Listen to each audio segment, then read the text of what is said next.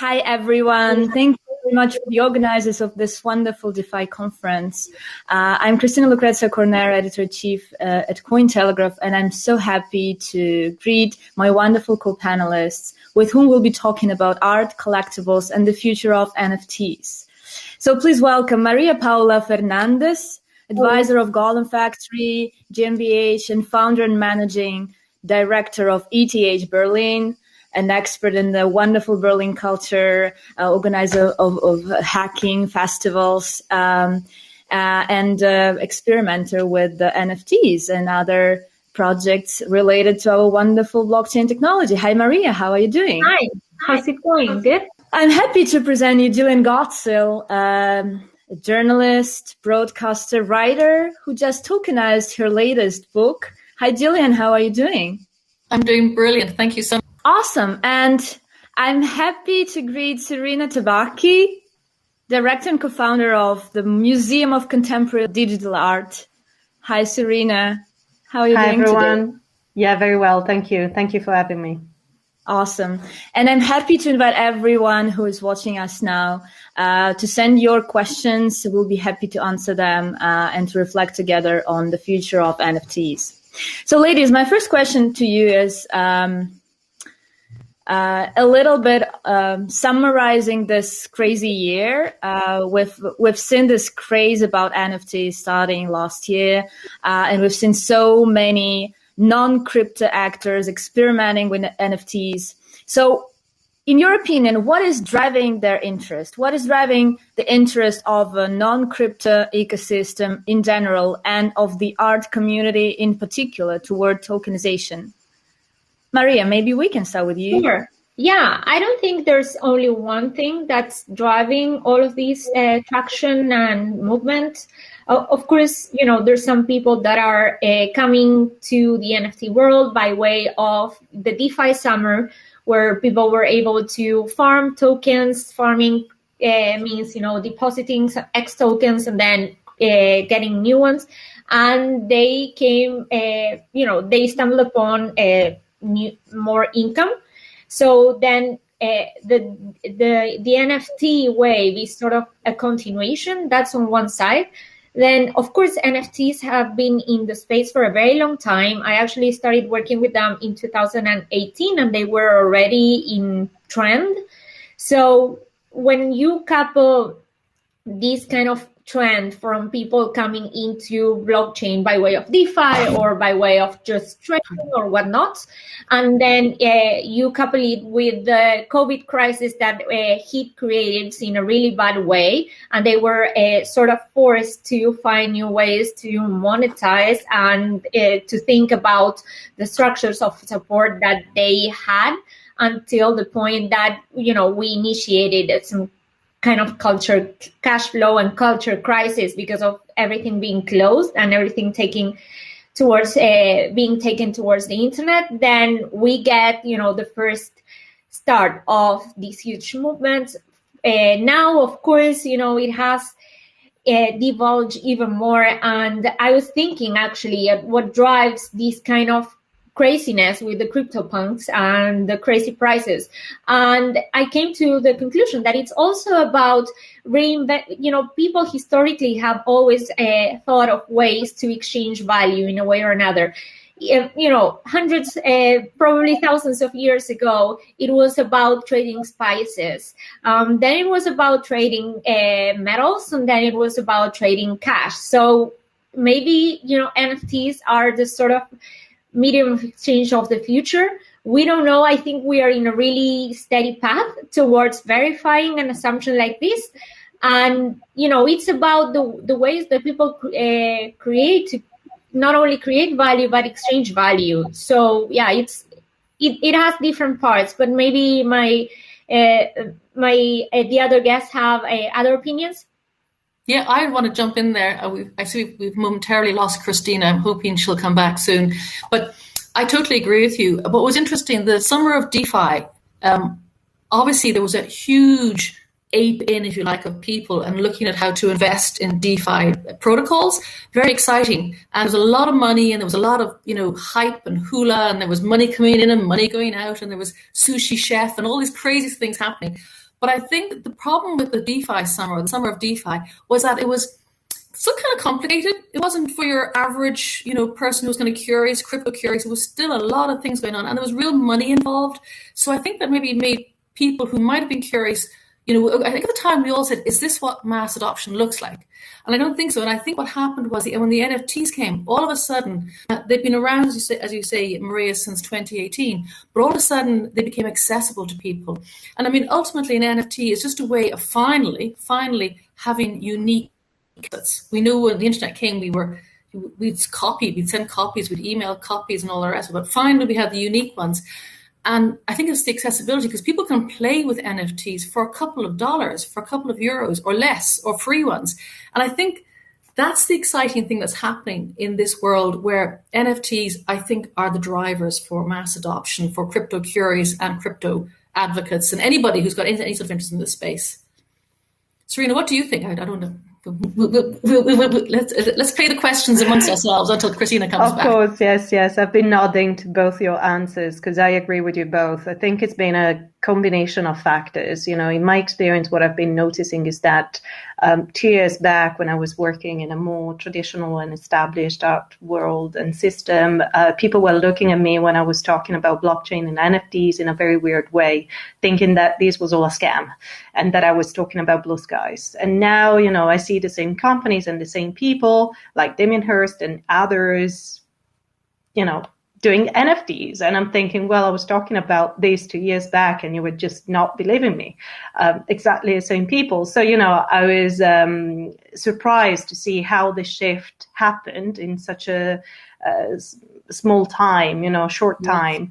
But at the same time, I think this has been, very fast forward by the fact that we were all stuck at home for months, not having much to do, and lots of people lost their jobs, or at least they were made redundant, and the art world simply just, was on pause for so many months. So these gave hope to artists and sort of initiated a new trend and market, something somewhere, a no space where people could finally find hope and connect with others. So I think NFTs are a function to people's emotions and also ways of connecting with others, which is, a human thing. So I definitely think that NFTs will be surpassed by technology that will come after that. So I don't think this will be the final stage in which art will, be always rely on. But I think we'll have to stay open to what will come next. And definitely this is a great step in for technology to be in support of artists and the entire ecosystem. Well, we answered your question. We basically said it was DeFi, then it was mass adoption, and it was COVID, which is making these things relevant. And we all agreed with each other.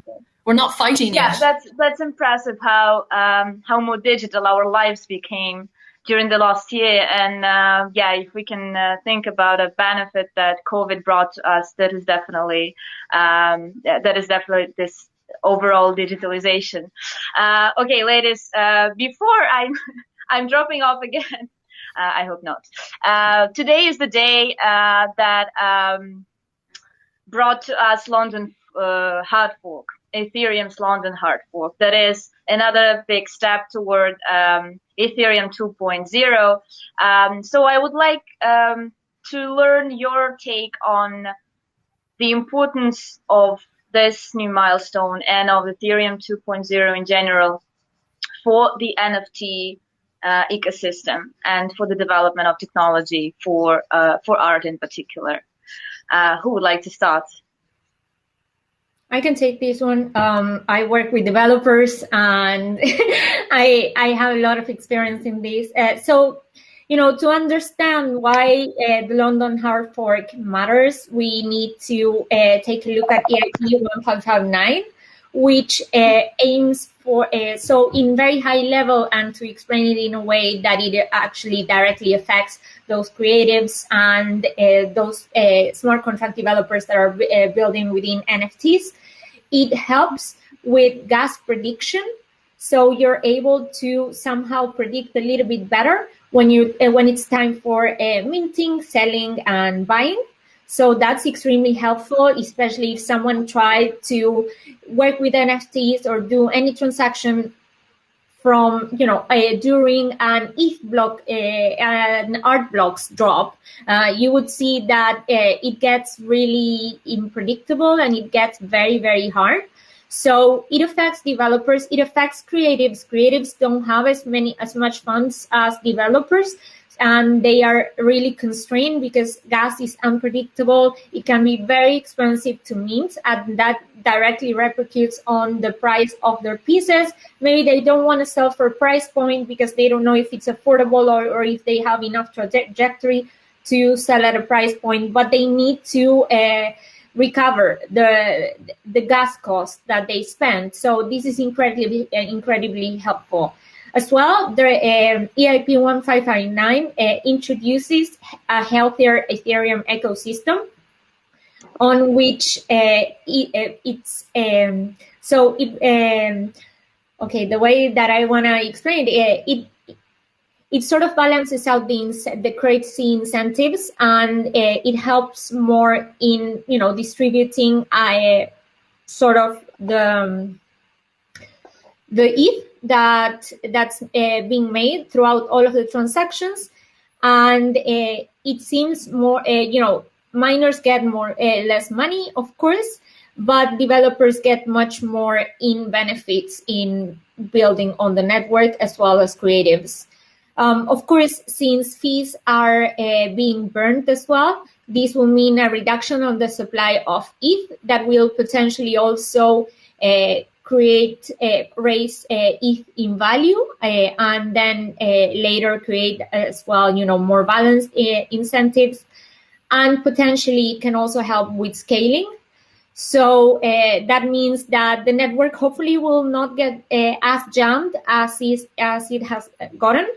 It's not a complete improvement towards like ETH 2.0, but it is a step towards a healthier ecosystem for creatives, developers, maybe not for miners that much, but they get a lot of money. So and we don't, we creatives and developers don't serve miners, so that's an acceptable trade-off. So I'm personally very excited. I am following everything that's going on, and I hope it really can make developers work more freely, and of course, it will be easier for creatives, definitely, with less gas fees. Speaking about sustainability, that's definitely one of the biggest innovation that will be coming along with Ethereum 2.0, a more sustainable ecosystem. I know that Jillian is participating in this wonderful initiative, Digital Art for Climate. Can you tell us a little bit more about this, and how do you see the convergence of art, digital technologies, and climate change issues? Well, this is really interesting because, and actually I was going to just say to Paula too as well on the Ethereum issue, because there's other blockchains, of course, that don't use fees and that are pretty much carbon neutral. And I know that Unique Network is the company that's won the award to actually do this digital art for climate with the UN, and that's the Kusama and Polkadot networks. And the miner, the CEO behind is a chap called Alex Mitrovic. And he's a fascinating man. He's such a good interview. So I have to say, he's a larger than life character. And he said, NFTs, he said, they're too static at the moment. He said, well, they're only NFT dust, he has this lovely, lovely lines, or something else. He said, who wants an NFT statue? I want moving NFTs and interaction NFTs. And I think Serena sort of alluded to it as well. There are other technologies coming down the track that, whether it's Ethereum, whether it's the EOS blockchain, whether it's Polkadot, whatever, they're going to offer. It's like a car is coming in on stream. They get better, faster, more efficient, and everything like that. But the nice thing about this UN project is that they want to harness young people, but they're because it's the UN habitat behind it, they're going to look at a lot of people in developing countries too as well. And so they want to integrate traditional, sculptures and works of art, make them into NFTs, maybe have the original art transported as well. Or maybe not. I mean, they might see them as NFTs, but it's just a way of capturing. We know that young people, and I speak as not a young person, right? But young people are very evolved and they understand. I mean, the Greta Thunbergs of this world and her generation, they understand we got to fix climate. They understand it very well. And this climate, the digital art for climate, is a way of just harnessing their interest, because it is funky, it is new, kids like it. It's not to say that old people can't get involved, but it's a nice project, I think, and because they're using the unique network, I think it's going to be interesting. There'll be a lot of the vision is to have NFTs that interact with each other. And that'll be the next generation. These things will all come down, and all of the different blockchains, I'm sure, will have variants of it, and there'll be different adherents. Like people like to drive a Beamer, or they like to drive a Mercedes or a Ford. People will choose whatever car, whatever blockchain they like. So it's fascinating. I think we're just in such an exciting time in our industry. That is so true. And you mentioned so many interesting things that are developing at the same time. Serena, my question to you is, how do you think the industries that are maybe not as digitalized and as young in soul to experiment with new technologies as they could be, which educational tools could they use in order to enter the space, in order to be on top of things in terms of tokenization, blockchain technology, convergence of different technologies, etc.? So I think that the internet, as always, has been the place for finding useful information and to self-educate yourself. I think recently, we no longer look into books to find answers, but we've been surfing the internet to look for things that we're looking for, So definitely there are tons of informations available for free. That I would think people will need to do some research and to get what they're looking for through the internet. At the same time, the space is extremely crowded, confusing, and there's a lot of fake news. So it is difficult to navigate the space and to also filter what is true and what isn't true. Maybe what is true for you isn't true for somebody else. So I think we're kind of left in a space where we have to be, self-educated. And I think also that some industries, for example, some companies, some brands have also been at the forefront of educating others and sort of build use case that could be looked at by other companies that are smaller, that have less resources, and so they could look at somebody who has a bit more of experience and manpower to be filtering this type of content and just apply this to use cases. So I think this has been a time where a lot of people had to do a lot of research, and once they've done the research, there are lots of Medium articles, for example, or on HackerNoon that you can read. By using some simple hashtags, you could find quite a few articles. For example, I came across quite a few articles by María Paula just by looking on the internet, the word blockchain a few years back, because she, along others, was one of the very first female that was involved in the space. And so I was curious to hear more about this. And so attending conferences as well, this is a great place to learn. And there are tons of online events that you can join up for free. So I think the space is very free, open, and accessible right now, and there's a lot of women and diversity, which is great. So I'll be continuing advocating for that, but it's kind of like an entrepreneurial journey that we're all going through, I would say. I wanted to jump in. I know we've lost Kristina again, but I want to jump in with something that what you were saying as well. It really twigged me there as well. Well, the fact that you can actually go backwards in the sense, so this is a forward technology, but you can help existing artists. And I love, there's two examples. One, I think of one is the Kings of Leon, when they did their 8th album, and they did it as an NFT, and you could get the vinyl, the physical vinyl as well. But I heard the head of Yellowheart, who was the company that facilitated this production, but he said, the beauty about it is that musicians normally on Spotify get like, I don't know, what a percentage, it's terrible. But they got like 70% of the sale. And do you know what the guys did on the Kings of Leon? They gave most of it away to roadies, out-of-work roadies. And they could afford to do that because they were getting the money in directly and they could decide where it went to. And another story I love as well is that this is London photographer, called Christina Janssen, who when she was a young woman, just out of college, she interviewed and photographed Muhammad Ali in 86. And this is a young girl. And they had this 2 weeks in London where she worked very closely with him. And it was like a love affair. It was very innocent. I wasn't, but it was like a love affair because this giant, and she's a beautiful young woman. She still is a beautiful older lady now, and she's now releasing her photographs on the Wax platform. Now she's had these for years, and she is a jobbing photographer in London. So she's not, she never really made any money from them per se. She made maybe a few bob, but I'm hoping this is a way to open a whole new, for access to money for photographers and for people who've done really special projects, and then to help others. I just love this because it seems like grace, to use that old-fashioned word. Sorry, Kristina, I jumped into something. No, thank you very much, because something is happening with my gadget. So, I guess also the importance of role models in the space where we're experimenting with new things is very important. Along with the interest from the broader audience and actors and technologists, there is definitely interest from regulations and from regulators. And we've seen several questions related to regulation. So I would like to learn your opinion, ladies, on whether it's a beneficial thing for the space in general that we have more regulatory interest, and what could more regulations bring to the NFT space in terms of artists controlling their items, in terms of galleries having insurance prepared by governments, etc., etc. Well, María, when it comes to regulations, actually, more regulations can be it can be really good or really bad.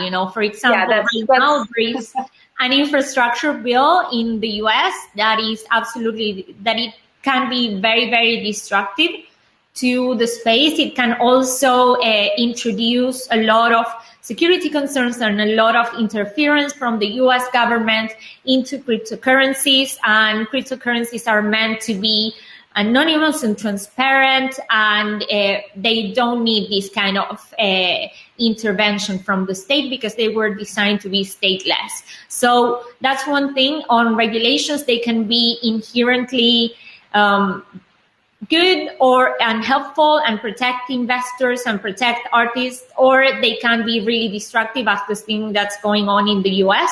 At least this is my personal opinion.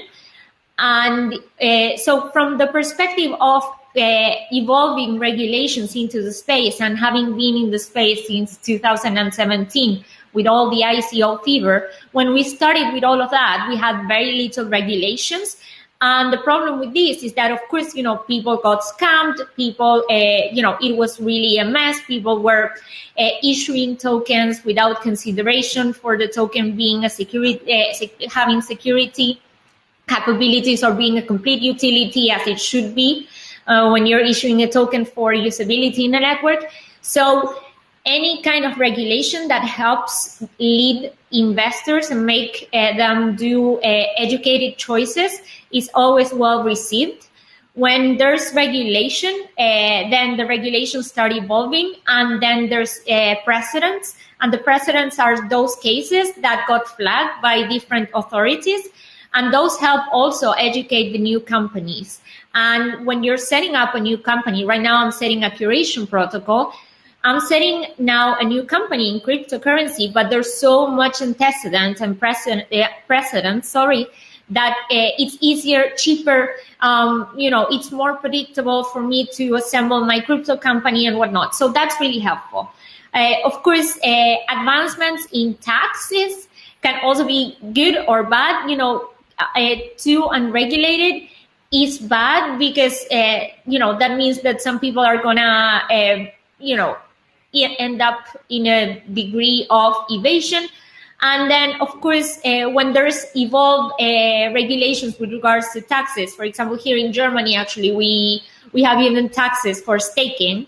So everything is sort of fleshed out, and we know what to do with our cryptocurrencies, and that's really helpful because it really encourages you to be completely transparent, to try to work with all of that in a way that you don't think that they're coming to chase you and eventually they're gonna pin you down and nail you. So anything that's educational, that helps protect investors, that helps educate artists in knowing what to declare, that's fantastic. Complete interference, that's not.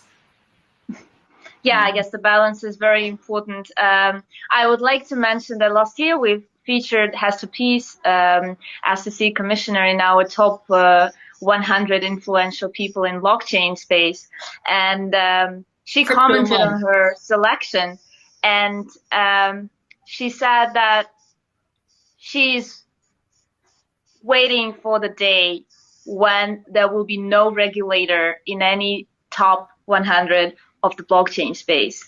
And I guess this is a very important and very wise from a person from the other side, because in the end, regulators are supposed to support the industry rather than just creating additional challenges. So speaking about challenges, what are the current state of things, and what are the prerequisites, in your opinion, to further develop the industry and to encourage more actors entering the space and experimenting with the tokenization? Serena, Jillian, whoever wants to hop on.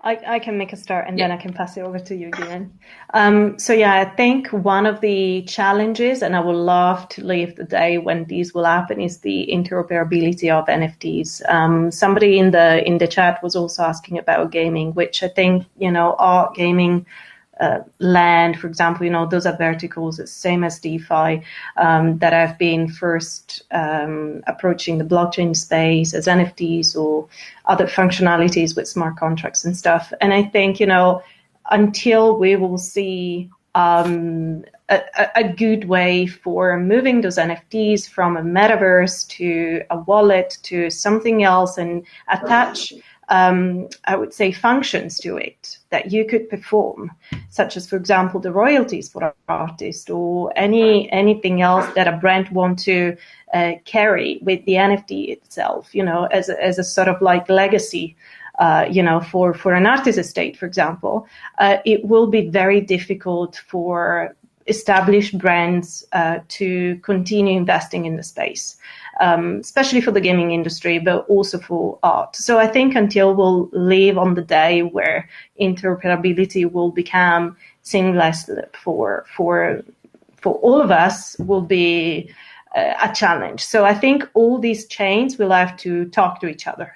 Same as people, we'll have to agree on a common standard that could be a common ground, a common base for NFTs. Because at the moment, we are just seeing, different chains coming up, and we don't know whether Ethereum, Bitcoin, or what else is going to stick around. So there's a bit of fear of the unknown.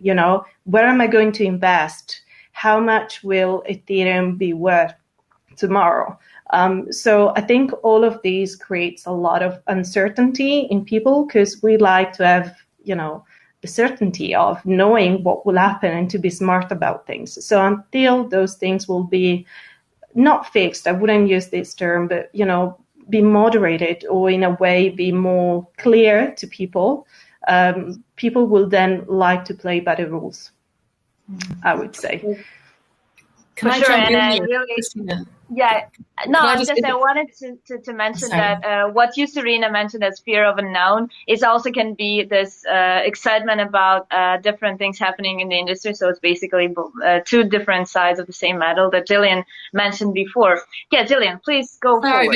I'm excited listening to María, and I think there's two things that jumped out at me. One is the whole idea that going back to regulation, and María got it perfectly. There's good regulation, there's bad regulation. And if you regulate to help an industry, that's good. You want to learn, you want to understand, you want to make the right decisions, that's great. If you come into an industry and you want to regulate, it's inherently bad, you'll make bad decisions. And I think, like crypto mum, as you said there, you need people who understand and care about crypto to regulate it, because they're going to give us the best decisions.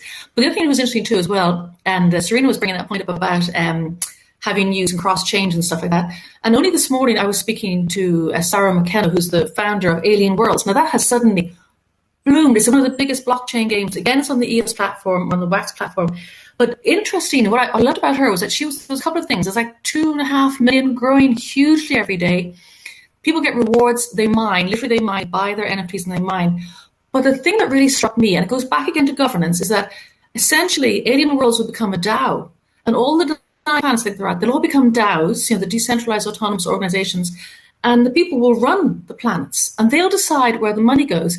And Sarah said I was like blown away by her today. She said the metaverses, for social media today are the metaverses of the future. That's where we're all moving. And she said, but rather than like the bad things of social media where we lost all our money to Facebook and the big giants, in the metaverse, we'll share it and we'll discuss and we'll be all DAOs, and so the community will decide what's valuable. And it's not even just like what's valuable about what you're pitching, but you could have a planet in this example that likes writers, for example, and just encourages people to writing, or it could be one that likes artists, or that likes farmers or horses or animal welfare, whatever it is.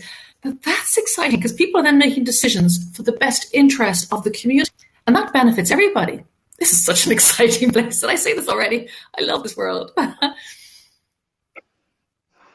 Exciting. Ladies, can you share with me your favorite use cases, your favorite NFTs so far, something that caught your attention and that you followed closely? Can I cheat? And I'll shut up then. Sure. I'm launching my book as an NFT, and all I've done. This is cheating. I apologize. This is blatant self-promotion. But I interviewed 42 people in this book, including the late John McAfee and Andreas Antonopoulos, a lot of very big people, and I've made NFTs of all their images. So that's kind of very close to my heart. But that is. Jillian, for those who haven't yet tokenized their book, what are the steps to tokenize your book? How did you do that? Well, I am still in the process of it, so apologies because it's taking longer than I thought, because there's 42 people in here. So I'm going to use the Wax blockchain again because it's carbon neutral. I've actually got my daughter, who is totally not computer at all. I got her excited about this. So she wants to mint her horses then and then sell them as NFTs. She's real horses. But it's a lot of fun. It's a little bit complicated. It's not straightforward yet. You've got to put up all these different schemas, and I'm looking for the day when it's as easy to tokenize a book as it is to post something on the internet. But the plan will be that I'll put up all my characters. I'll have then smart contracts which will link the interview with the article. When people buy it, they will automatically be delivered of the item. A bit like the Kings of Leon when you got the physical vinyls. So you'll have to come back to me in about 3 weeks' time, and I'll have a step-by-step guide. I'm in the middle of it at the moment. Will do. Awesome. Yeah, I guess the community definitely will be happy to have a step-by-step guide. Maria, what is your favorite NFT so far? I have to say my favorite NFTs are the ones that use blockchain as a medium. So that means, for example, when you're using, when you have the digital image and then you have an underlying smart contract, the smart contract is actually programmed to do something specific with the NFT. One of the most well-known out there is Mad Dog Jones's Replicator. And it's like the image shows a photocopy machine, and the photocopy machine is instructed by a custom smart contract built by Manifold, which is a company that works with blockchain as a medium, with NFTs and smart contracts as a medium, to mint one NFT per day with a different letter towards an imaginary government office. So that's super interesting. And we also have another series that's called Salt, that is a series of 180 NFTs.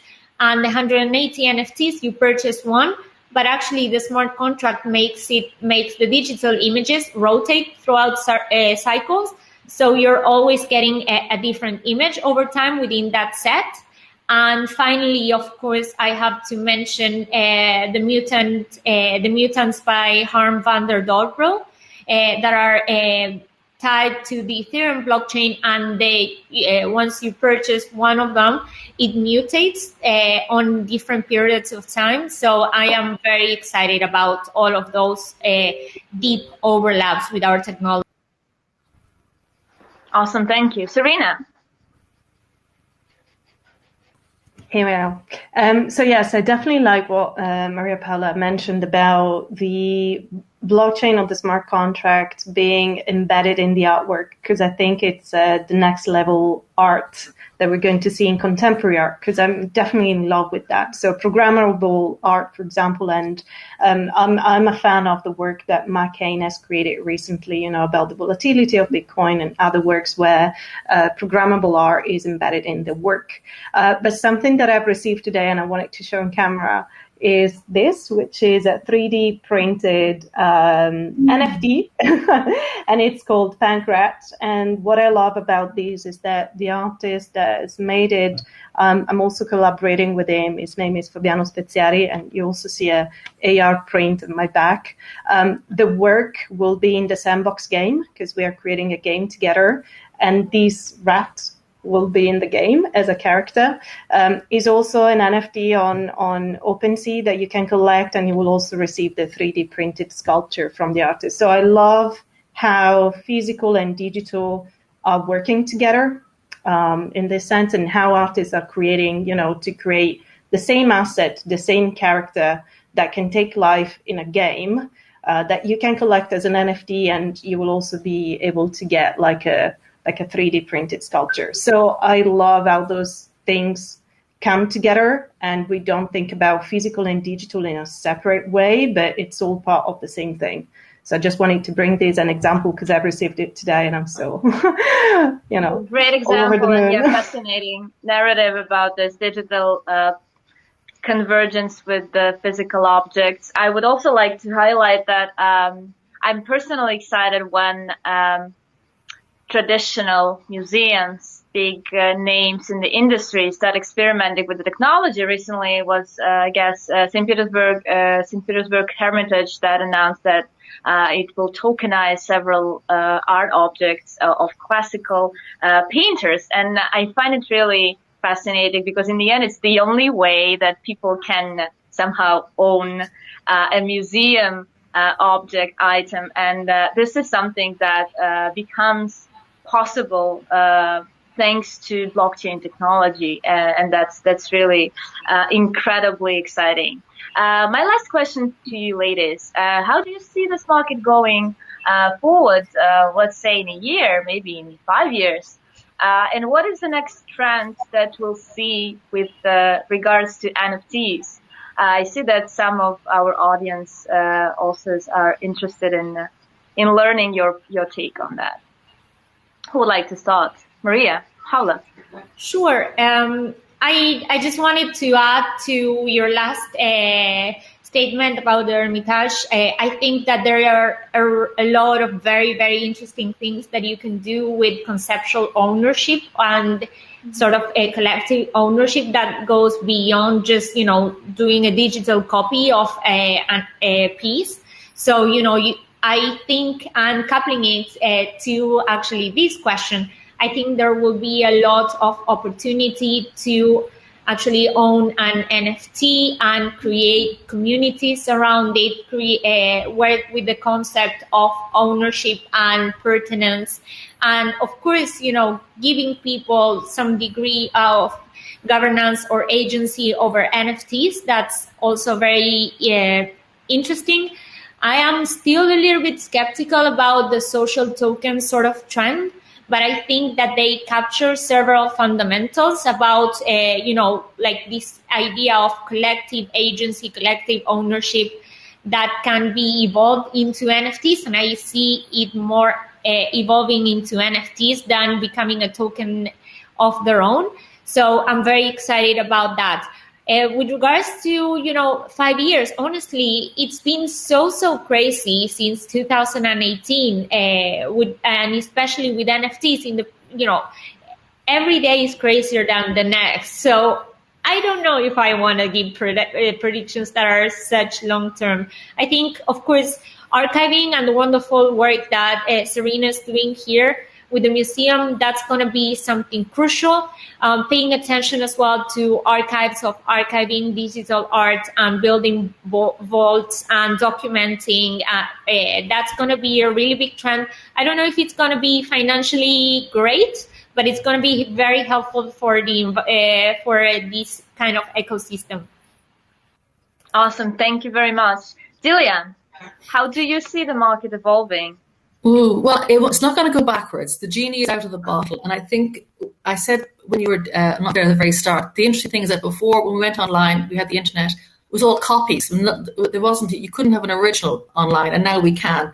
And I think it goes beyond, way beyond art and music and video and even, interacting NFTs. It'll be tickets. It'll be access to things. And then, like someone was describing, if you went to a concert and you had your NFT, so first of all, it's unique. You go to your concert and you're there, rather than holding your phone up, before phones, we used to dance and not put our phone up. You'd actually enjoy the concert because you would get unique videos coming to you, perhaps, from the show that were taken that night. You didn't have to do it yourself, be on your phone. And then if you were following that band, they could connect with you, reward you, sell you their albums, whatever. And it's a whole little, it connects the artist and the community much, much closer, gives much better value to the community and to the artists because they can actually sell their work directly. So that's just one example. I think it'll be used for many things because it's a unique digital asset and it's low cost. It's not like you're talking about, I don't know, it's accessible. And I think as it gets even more accessible, because even now it's a little bit difficult trying to process these things and it's hard and you worry about gas fees. And I know, ETH 2.0 is coming, all these things are happening if you're on different sites. But when they go away, when they're gone, and it's just like using the internet now, like using a website, I think it'll be amazing. And like María, I can't think of what 5 years out. We could all be metaverse. We mightn't be in the real world anymore. I don't know. No, I totally agree with you. I just believe that in 5 years, we won't even be discussing, is this on blockchain or not? Blockchain will be such a integrated underlying technology that we just won't even think that it's actually based on, we will think about that, but not the community in general. Serena, what is your take on the future of NFTs? I agree with what has been said. I think, we're not going backwards. I mean, these has happened, and I definitely think that technology is here to stay and it will keep evolving. So I hope that what María Paula was describing about functionalities of social tokens and how DAOs will be also integrated in new models in which companies will be organized will simply just happen. It's only that in the real world, things take longer to be adopted and simply just formalized in the way normally things work. Legalities around those things will require a bit more of time and study. But I think step by step, we're here to influence and educate people about this. And, I think continuing doing what we're doing, which is simply just talking about this, has already been helping a lot, because the word NFT only came out a few months back, I would say, not even years, on mainstream. And we're now simply just attending conferences about blockchain and NFTs nearly every day. So it becomes part of our daily vocabulary without us realizing how long normally it takes for something like this, so huge, as a concept to understand and embrace, to be part of our daily life. So I think continuing on the education part and following projects that are actually supporting, not just on the art and collectibles, but in all other industry and fields, would definitely be of interest for many. Awesome. Thank you very much, ladies, for your insights. It's been a pleasure to talk to you today. I share your fascination about the market, and I think that instead of just being a digital development in general and progress, it's actually connecting the world, the dots in our digitalized, globalized world, and creates new connections between within the community, between different actors involved. And this is really exciting. And I guess it's incredible how digital technology actually can be human and creative and natural. So thank you very much for joining the panel. Thank you all, the public who watched us, and thank you very much for the organizers. See you soon. Follow the crypto and blockchain news. Enjoy the art. Thank you very much.